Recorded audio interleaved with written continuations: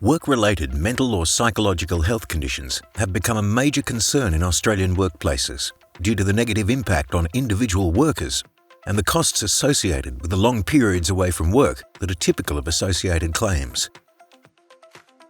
Australian work health and safety regulators have jointly funded People at Work, a validated psychosocial risk assessment survey, to help organisations identify the most common psychosocial hazards in their workplace, causing both psychological and physical harm. One of the benefits of People at Work is that it has Australian benchmarks. So what that allows an organisation to do is to make a comparison of how they are tracking against the Australian benchmark, whether they're tracking better than or the same as or not quite as good as the benchmark. So I think that's good information for organisations to have so they can form that comparison.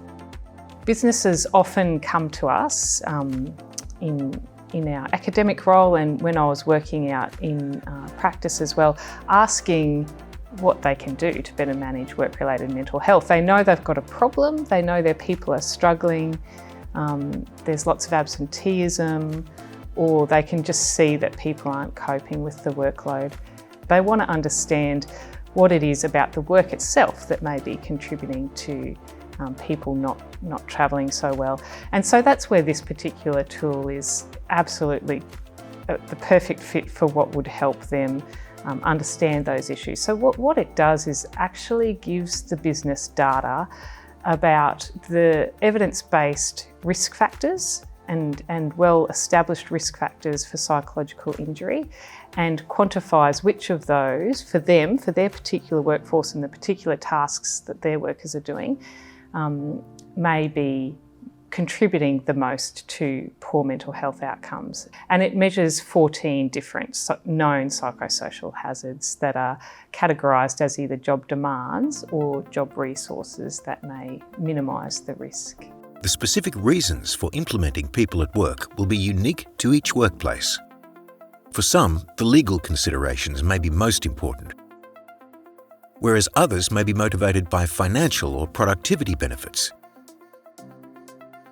Did you know workplaces that promote psychologically healthy and safe workplaces and identify and manage psychosocial hazards experience numerous benefits that include increases in productivity, increases in engagement and job satisfaction, increases in attracting top talent, and decreases in absenteeism, turnover, workers' compensation claims, and psychosocial work-related injuries and illness.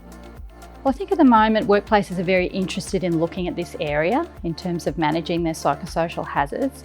And People at Work is an excellent way to do that. So the People at Work program, the heart of which is the People at Work survey, is a way of collecting information from your workforce. So it has inbuilt consultation and collaboration, which I think is a really important feature of People at Work. So you get a sense of what are the psychosocial hazards in the workplace, and then once again, through consultation, have some discussion about how can we address these psychosocial hazards? So what sort of control measures are going to suit our organisation? People at Work steps organisations through a 5-step process to ready their workplace, identify, assess and manage psychosocial hazards which are known to cause harm, both psychological and physical, such as musculoskeletal injuries. We considered the resources that a workplace might need in implementing the process.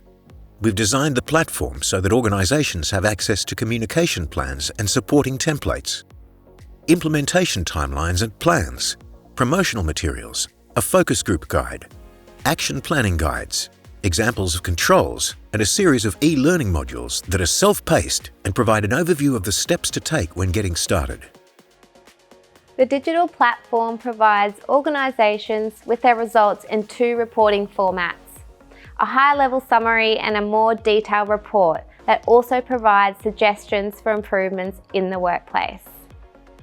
Over time, organisations can monitor trends and the effectiveness on various strategies or actions that they may be taking. Using these leading indicators means the organisation can respond before their employees suffer from harm, including psychological injury. Creating an account is also really easy. You can customise the People at Work survey distribute to your workforce, and monitor the progress of their survey response rate in real time.